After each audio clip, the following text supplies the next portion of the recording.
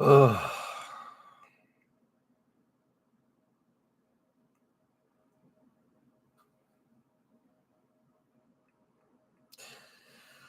All right.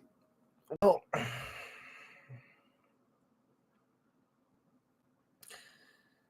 all right. Let's talk about the good thing. That was the coolest thing about the night was watching Carter score a goal. Thanks to the Make-A-Wish Foundation and everyone that was really cool for the start of the game, and just vibes were high because of it, and it was just something really special to even barely be a part of, to cheer Carter on and scoring that goal. Just the whole situation was really cool with the Wonderwall holding up a tifo for him and him scoring. Just everything about that was really cool, and everything that they did for him beforehand, just really, really cool. Awesome stuff, and that's why we love this sport and why we like sports, because of stuff like that. So that was just really cool to see. I thought,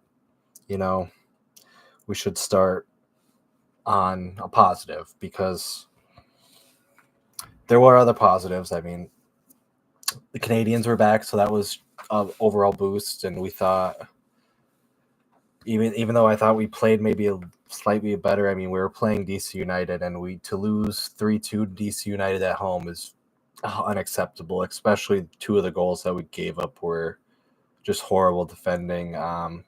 The first one is completely on Caden Clark. Horrible to decide to take on 2-3 people like that on a 1v1 dribbling situation with very little defense behind you. He should have been cycled to the left back. I believe it was Padelford on the left, out wide, who should have just passed the dude to give a width, and then maybe, the ball would have maybe went out and we could have got back, or, Padelford does something with the ball. Whatever happens after that, we're at least able to get guys back, because we had everyone forward. And that was just a horrible thing to happen. And I have to be harsh on Caden for that, because I mean, I'm sure he knows that was his fault.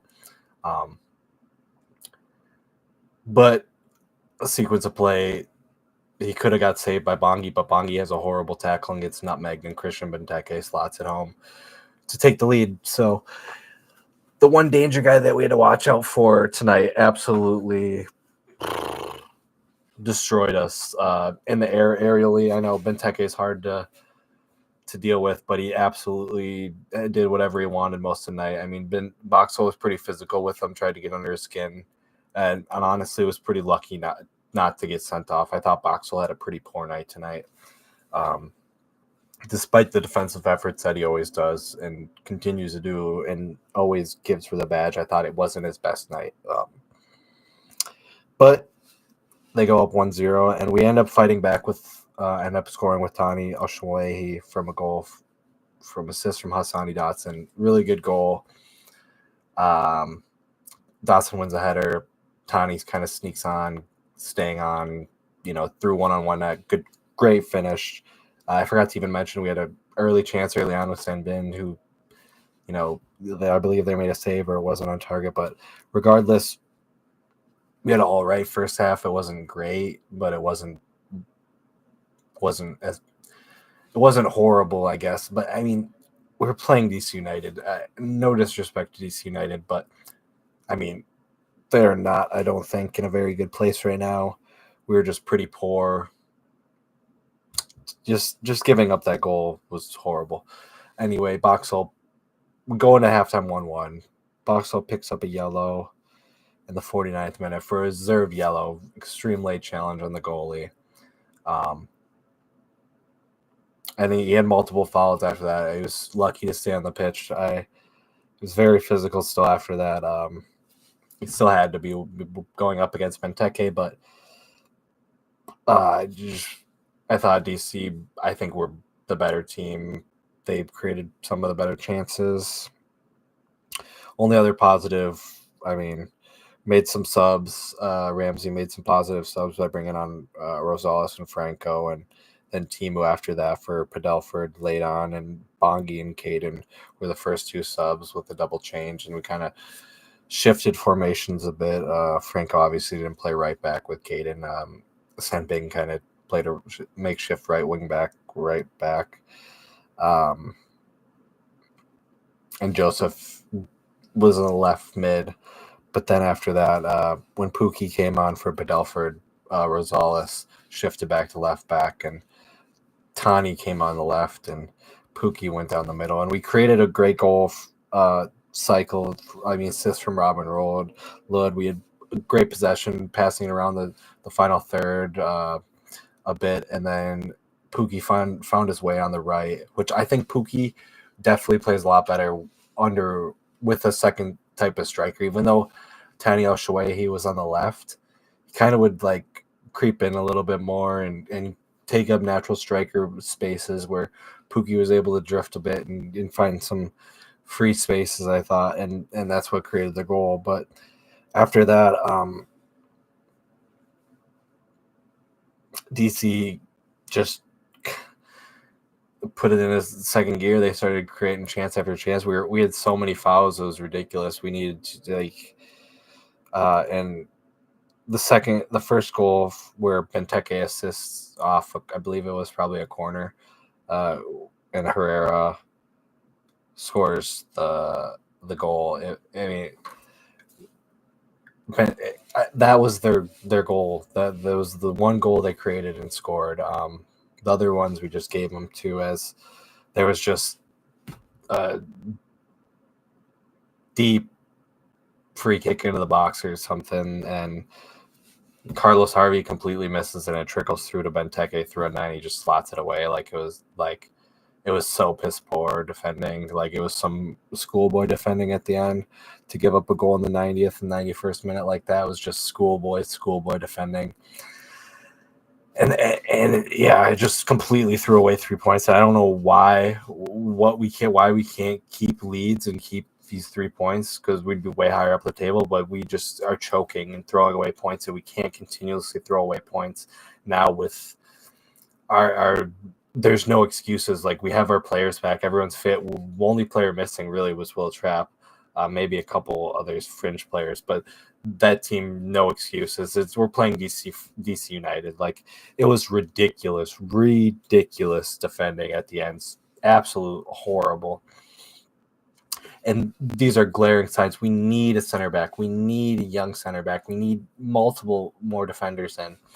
Boxful's not getting any younger, and his performances, he's not getting better every game. Like, he is aging. He's still a good player, but we need to find, a replacement. I mean, he could be gone next year. Who knows what we're gonna do? But we don't have a plan, and it's frustrating. We'll see what we do this window, with the window opening tomorrow. And we'll be able to use our new midfielder that we signed, a free agent, recently. So, but just Benteke was by far the man of the match of the game. But my man of the match for the team is going to be Carter for sure. Thanks to the Make-A-Wish for letting that happen, and shout out to Carter for scoring that cool goal. And yeah, everything about it was awesome. So. But the game itself, the loss was pretty poor. I'll get into player ratings, kind of wrap it up, because just the end of the game was so bad. St. Clair, 7 out of 10. Padelford, a 6 out of 10. Topius, a 5 out of 10. Boxall, a 4 out of 10. Harvey, a 3 out of 10. Or actually a 4 out of 10 from Harvey. Clark, a 4. 4 out of 10. Senbin, a 7 out of 10. 6, 7. Dotson, a 7 out of 10. Or actually, 7. Robin Ludd, 8 out of 10. Bongi, a 6 out of 10, or 5 out of 10, actually. I thought Bongi had a poor game. Tanny, I thought Tanny was pretty good tonight, pretty dangerous all night. 8 out of 10.